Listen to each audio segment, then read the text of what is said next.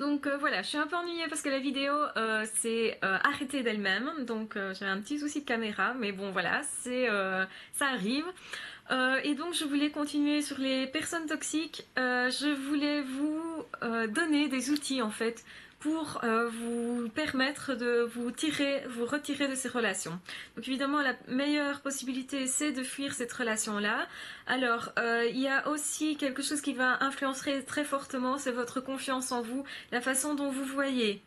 Donc si vous vous voyez comme étant quelqu'un qui peut se permettre de faire des erreurs sans que cela vous enlève votre propre amour, alors dans ce cas-là, vous avez déjà une bonne base pour vous retirer des relations toxiques. Effectivement, quelqu'un qui a une bonne estime de soi va être moins enclin à rentrer en relation et à permettre cette relation de s'installer dans la vie. Donc autrement dit, cette personne-là qui a une bonne estime d'elle va plutôt mettre en fuite les personnes toxiques parce qu'ils vont préférer se diriger vers des personnes qui ont une moindre confiance d'eux-mêmes. Alors pour cela, il faut évidemment être plus épanoui. Alors une autre chose que je vous conseille pour éviter les relations toxiques aussi, c'est d'être en relation avec beaucoup de personnes et des personnes qui vous sont bonnes. Autrement dit, de bons amis, des personnes qui vous veulent du bien et pas des personnes qui essaient par un moyen ou un autre de soit de vous pomper votre énergie, vous pomper votre attention, vous faire des choses que vous n'avez pas envie de faire, ou simplement vous faire vous culpabiliser, vous faire pleurer, vous rendre triste, etc. Voilà. Donc plus vous êtes entouré et plus vous avez de chances d'éviter ces personnes-là parce qu'en fait ces personnes toxiques vont préférer choisir une personne qui n'est pas trop entourée, qui est plutôt isolée, qui a un manque en fait et qui se sent facilement coupable, qui a une histoire qui est plus compliquée et qui a besoin de réparer son histoire, autrement dit comment dire, c'est un peu le cas des personnes donc, qui ont été en relation avec des toxicomanes, des alcooliques, etc. On parle de codépendance. Autrement dit, les personnes qui ont vécu des histoires difficiles peuvent réagir en se disant je vais réussir là où jadis j'ai échoué, et donc vont être attirées par ces personnes toxiques et vont redoubler d'efforts pour toujours essayer d'apporter et de satisfaire ces personnes-là en fait. Et donc ça va faire d'eux des victimes idéales. Et donc, quand vous voulez comme ça changer les gens, sachez que c'est comment dire, une caractéristique qui fait que ces personnes toxiques vont être attirées vers vous. Si vous voulez vous imaginer que vous pouvez changer l'autre, que vous imaginez que souffrir n'est rien, que c'est égal à de l'amour, forcément vous allez être un oiseau pour le chat et être plus amené de toute façon à être entouré de personnes toxiques. Donc c'est vraiment la manière dont on pense qui fait effectivement que oui ou non, on a de bonnes ou de mauvaises relations. Je rejoins un peu les idées, vous avez certainement déjà entendu parler de personnes qui parlent de pensée positive, que le fait de penser positif attire vers vous des événements positifs. Eh bien c'est un peu pareil pour la personne toxique. Une personne toxique va s'orienter plutôt vers quelqu'un qui manque de confiance en moi, pas nécessairement quelqu'un qui pense négatif, mais quelqu'un qui doute d'elle-même en fait. Qui a tendance à se culpabiliser plus fort. C'est quand même des pensées négatives que de se culpabiliser.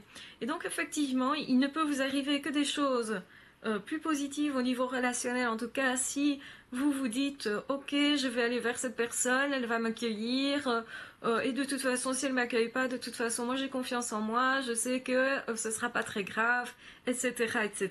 Que si vous vous dites aïe aïe aïe, j'ai souvent été rejetée, que va penser cette personne de moi? Donc là, vous lui donnez en fait un pouvoir qu'elle n'a pas nécessairement sur vous le droit d'avoir.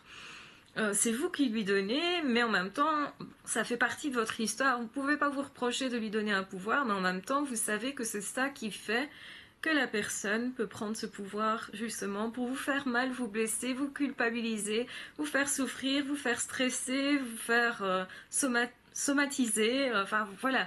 Donc ça peut aller très loin. Et ces personnes toxiques sont justement à la recherche de brèches.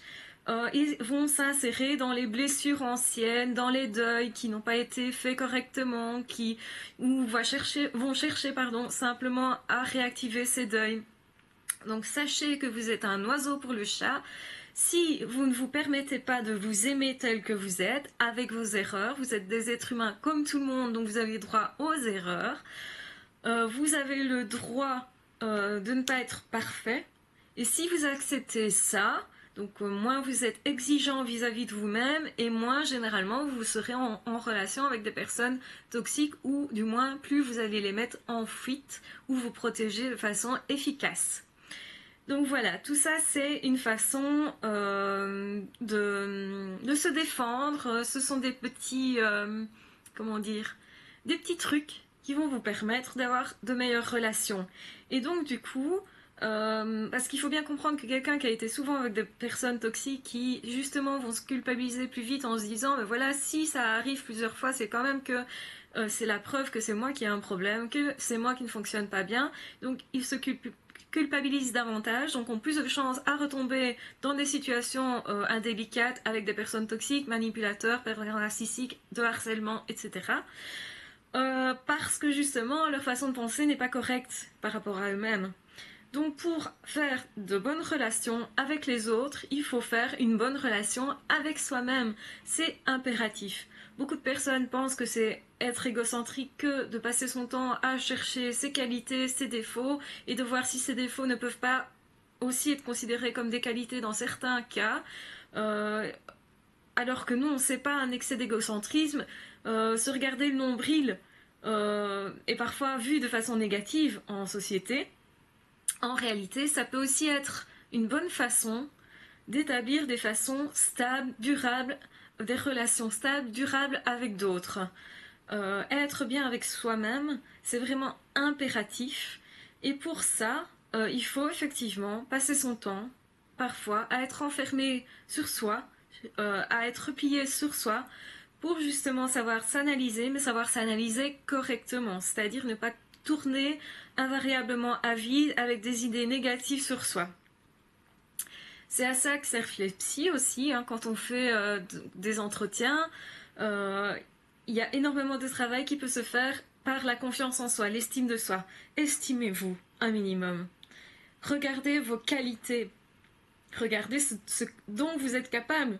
Si vous avez été une fois capable de quelque chose, vous pouvez le refaire. Vous pouvez considérer que c'est un acquis et que vous avez cela en vous.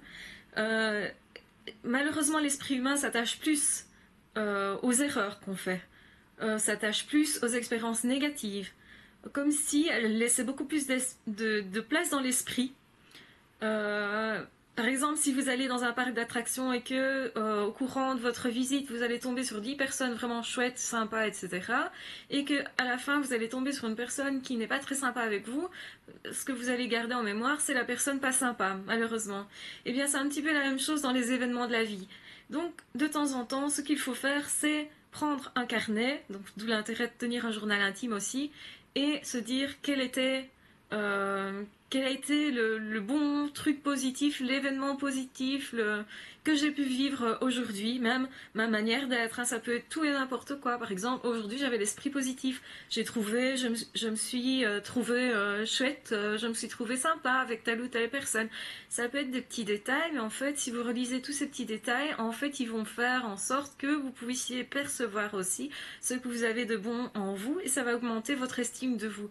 Donc n'hésitez pas à travailler sur votre estime de vous. C'est pas du tout un signe d'égocentrisme malsain. Il y a le bon et le mauvais égocentrisme, je dirais.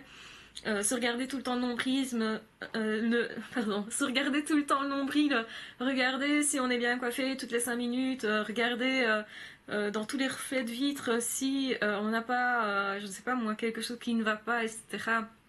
Ça c'est peut-être un peu excessif.